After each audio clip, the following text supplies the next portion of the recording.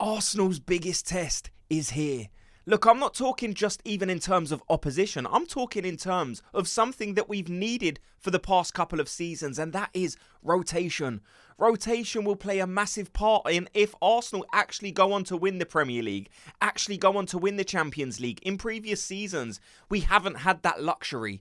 We haven't had the squad depth to really rotate in games to still play a strong team midweek and then play a strong team on the weekend. Could this be the game that we finally see it? Look, I see both sides of the argument. People saying, you just have to play your best team. And then people saying, well, we need to rotate because in previous seasons, we haven't rotated. And then the team suffers with burnout, suffers with injury. And that's why it is so important that I think we do see that rotation. I think there can be a bit of both of those. I still think you can play a strong team, something that is very close to your best and still get the result. Now, we need to be careful.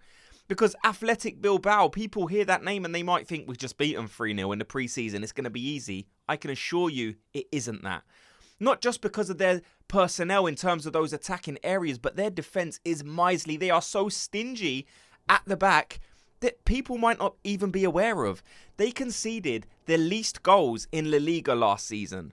10 less than the winners, Barcelona. The La Liga champions conceded 39 goals. Athletic Bilbao conceded 29. That's even less than Atletico Madrid, a team who is well renowned for their defensive capability. So please don't think just because we won 3-0 in a pre-season game that automatically means we're going to go there or play this game and thump them. Now, I'm not going to concede this game. I'm not going to pretend to you that I'm not expecting Arsenal to win this game. But all I'm saying is there are things to bear in mind. Definitely talking points. You look at their attackers, players like Nico Williams, who is unbelievable in terms of dribbles, in terms of shot creation, in terms of chance creation, shots completed, goal scoring. He is a very, very good player. Now, that's whether he plays or not. Because Nico Williams was injured for the last game and there isn't a definitive answer on whether he will be available for this game. But I think you have to prepare for a team to have their best players. Arsenal are well placed to field a very strong team. And that's why it's interesting to discuss what does Arteta seriously do with this team, because this is a big test. If you can rotate and rest players for the weekend game against Man City, it sounds crazy saying, I know you have to rest players by playing in the Champions League, but when you have a big squad, that is just the reality. You're not resting players to play a weakened team. Like I said, we have strength in depth. All we've seen over the past month or two is the visuals of Arsenal's strength in depth. We have 2 strong players in every position. So is this the game where we finally see it? I want you to let me know. Also, let me know your score prediction, because this could be a game of high goals for Arsenal, because we know Arsenal do have that capability. The only thing I would say with Athletic Bilbao this season, if you look at all their games, there's only ever been one goal in it. You look at all of them, whether they've won 1-0, lost 1-0, won 2-1, won 3-2, they are always nip and tuck games, whether they lose, whether they win. Now, they are a strong team. They seem to always be in and around the top 4. Finished top 4 last season, or a top 4 team this season, even at this early stage. So I'm expecting a tough game. Like, if I had to give a score prediction, I'm going to say 2-0. Now, can Arsenal score more than 2 goals? Of course. I just think with their defence being so strong, I did 2 goals. I think that's a fair score prediction. Like I said, let me know yours. There are some talking points when it comes to this Arsenal team, because look, what players can you rest? I think if we go through the Arsenal team, is this the game where we see Kepa?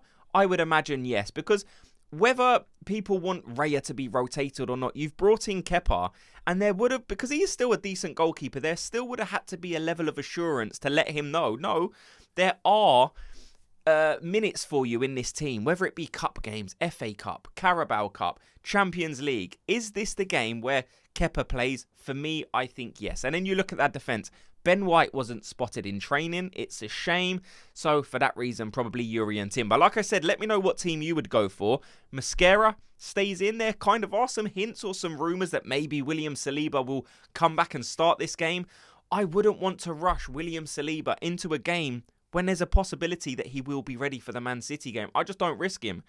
I would bring him on at 60 minutes, 70 minutes. Let him get 20 or 30 minutes in his leg because we need him for that game against Man City. He's part of our best defensive partnership, our strongest defence, one of the best defenders in world football. So don't risk that in a game when he's just coming back, throwing him straight into start. Now, if he does start, it will obviously be an indicator that he is ready to do that. But for me, I just don't think you need to take the risk. It's not like Mosquera's overplayed. It's not like he's overplayed. Like he's playing every single minute and he has done for the past 3 or 4 seasons. He's a young player, just come into the squad, probably playing with a level of confidence because he's understanding that everyone is starting to appreciate just how good he is. So play Mosquera. Next to him, probably again, Gabriel. There's no need to change it. Left back, this is one where maybe you can play Lewis-Skelly. People would probably say Calafiori. Look, Calafiori has had injuries over the season, so for that reason, I do rest him in this game. Now, if we're struggling down that left-hand side, in the second half, sure, bring on Calafiori early, but for me, I play Lewis-Skelly. In the central midfield, probably Zubimendi, then I would go Declan Rice and Nwaneri. I think that will definitely change for the Man City game. Of course, make sure you're subscribed because I will be doing a breakdown video leading up to that Man City game. Also, again, so many interesting talking points on that one. But for me, Nwaneri, people might say Mikel Merino, but Nwaneri, it has probably been told that you will be playing back up to Odegaard and you will get more than enough minutes when Odegaard's not playing. At this moment, Odegaard's not available, so you should be giving Nwaneri those minutes. This is a perfect game to give him. You're playing a Spanish club, very technical. I think those are the types of games where Nwaneri will show what he can do the most. I think he has the ability to really play well against the Spanish side, so I want to see Nwaneri in this game. And then the wingers.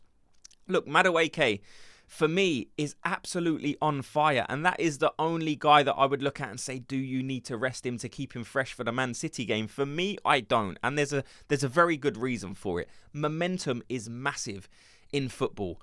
I think Madueke is being shown a level of appreciation and playing with a level of confidence that I haven't seen. Now, look, I'm not going to pretend I've followed him every step of his career, so maybe he has looked like this previously in previous seasons, but I haven't seen it since he's been in the Premier League. And like I said, it is still early enough in the Premier League where there's no real risk if you play him midweek and then again on the weekend. I think Madueke would want that. So for me, I play Madueke on this game. Left wing, again, is interesting because you can look at it and just say this attack is working, so just play that same attack. I guess the benefit we do have is, like I said, the fact that it's still so early in the season. If we are 2 or 3 months further forward and we're looking to pick this team, then I think we do have to be more careful. There's a lot of minutes in these players' legs. But at the minute, we are still very close to the beginning of the season. Just come back from international break. So there isn't an urgent need to rest players. Now, we do still have to be careful because all of the minutes at the end of the day do add up. And at some point, you will overload the players. I don't think you're at risk of that just yet. So if you are ever going to play 2 teams in a row that is very similar, then I would prefer it to be early in the season. So for that reason, I would understand why people would want to play Eze. Keep that fluidity going with that attack.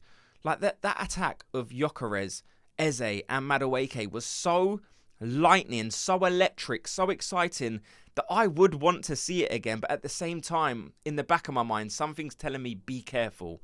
Because we have been here before where we just keep drilling the same players, consistently picking the same attackers. And we know what it's like with these fast, quick-moving, attacking players. They can pull injuries. They can pull up with something. So for that, I would want to be careful. But at the same time, as a selfish Arsenal fan, I want to have that excitement again where you've got Eze bombing down the left-hand side, just doing the trickery, the explosiveness, the creativity from that left-hand side, which is something we've lacked over previous seasons. Selfishly, I do want to see that again. And like I said, I think it's early enough in the season where you can risk it. Up front, of course, Viktor Gyökeres. Now, this is the only one where I feel Mikel Arteta may have something up his sleeve and actually decide to play Mikel Merino. Mikel Merino, a player in form. For me, I just play Gyökeres. Now, I hope he does play Gyökeres. I don't know, there's something telling me he may want to just try Mikel Merino, give Gyökeres a rest. He's probably one of the only players who hasn't had that option yet of not starting. He's had to play every game because Kai Havertz has been injured. But for me, I just want to see Eze, Gyökeres and Madueke. I think, again, this is a game where Gyökeres would be looking to score goals. Now, something that I'm liking is we're seeming to be playing more central, more direct, more, I don't know, fast moving. Get the ball up the pitch, play it central and get the ball to your centre forward, your number 9. That's why we bought him. It'll be interesting to see if we continue to do this game. And if we do, Athletic Bilbao could be in trouble. Like I said, they are a very good team, strong defensively, well coached, some good attackers, some speed up there as well.